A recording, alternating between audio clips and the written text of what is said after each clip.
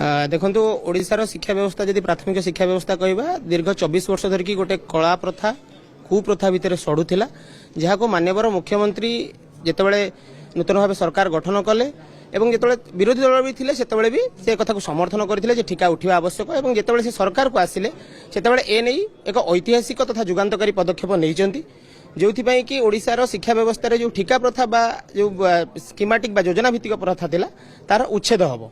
एवं ए जो प्रथा सरकार आगुरी थिला से बहुत शिक्षक निष्पेषित होते आगामी दिन में जितेबाला भी जो नूतन निजुक्तिर भी कथा सरकार कहते नूतन नियमित भाव निजुक्ति हम से अन्य विभाग को पलाऊा भी जो मैंने प्राथमिक शिक्षा 6 वर्ष न खटिक अन्य विभाग को पलैया चिंता करते से शिक्षकता करेंगे एसत गोटे कला प्रथार अंत है जोटा कि माननीय मुख्यमंत्री माने जदि आम कहवा स्वतंत्र ओडिशा प्रदेश गठन होला परठारु कौन एमती गोटे ऐतिहासिक निष्पत्ति प्राथमिक शिक्षा व्यवस्था को लेकिन नि नूतन पदवी सृष्टि करवा प्राथमिक शिक्षक मानक नियमित करवा यह एक निहाती भाव ओडिशार शिक्षा व्यवस्था को सुदृढ़ कर जनसाधारण मानक उपकृत कर।